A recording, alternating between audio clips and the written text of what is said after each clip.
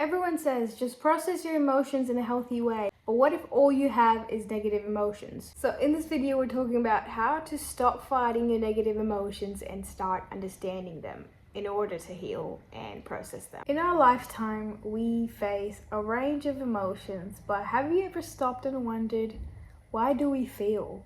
And especially, why do we feel bad emotions? What purpose do they serve? What do they add to our life? And why do we keep having these thoughts creep up in our heads? It's especially essential to know when you're trying to improve yourself and you wonder why you keep having these scary thoughts and how to stop them for your own personal growth. Why do we have these emotions that have nothing to do but to hurt us? Fear, anger, guilt, embarrassment, heartbreak. If they do serve a purpose, why does it feel like a punishment? It's weird, isn't it? We talk about happiness being the goal, but most of the emotions we face are messy and complicated. So what's the deal? Why are we given these emotions? And half the time we're just battling with them to feel better about ourselves. We're told emotions are natural, they're just a part of being human. But what about all this talk about, this is the healthy way of coping with emotions, has only to do with recognizing the fact that we have them. And most of the time we'll have to just process them in a healthy way, even though that might not feel natural to us.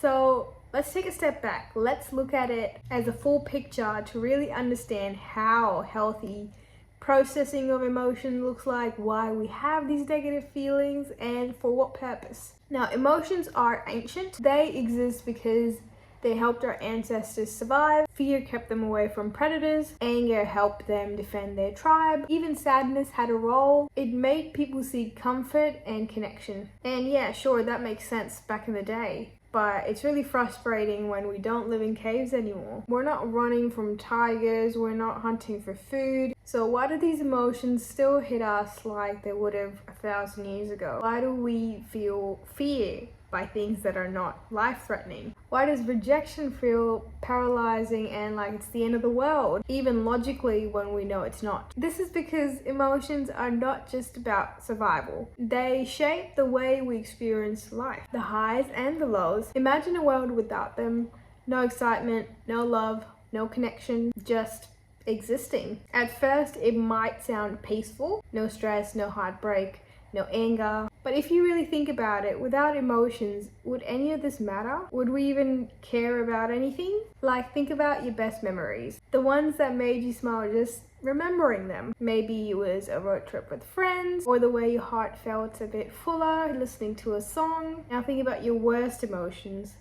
Heartbreak, grief, anger, the nights where you felt completely alone. Those moments undoubtedly hurt, but they're also proof that we feel something real and meaningful in this life. And honestly, maybe that's the point. Maybe we don't just process emotions, we don't just cope with them. Maybe they are the experience of being alive. The pain, the joy, the in-between. We spend so much of our lives trying to control our emotions, but maybe that's what makes our life feel like life. So maybe the goal is not to escape emotions, but to understand them. Not as burdens, but as signals. Fear isn't there to trap you, it's trying to keep you safe. Anger isn't just about rage, it indicates that something isn't right and it doesn't align with you. Sadness isn't a void, it's your heart processing something very real. And yeah, sometimes they suck, these emotions. Sometimes it's better off when we're without them. But maybe that's part of the deal. You don't get the highs without the lows, we know that. You don't get love without the risk of loss. It makes it kind of meaningless when you don't feel lost. And maybe that's okay. What if emotions aren't just flaws, but reminders that we're here, that we feel, that we're alive?